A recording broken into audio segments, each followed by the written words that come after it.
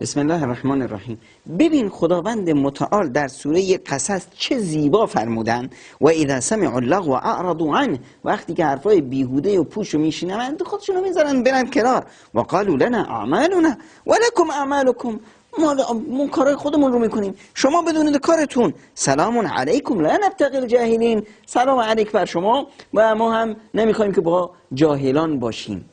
وقتی که در یه جلسه هستی حرفای پوچ و بیهوده میزنن، توهین میکنن به دین و آیین و مذهب، بذارشون و از اون جلسه و از اون جو فاسد خودت رو بشکش کنار.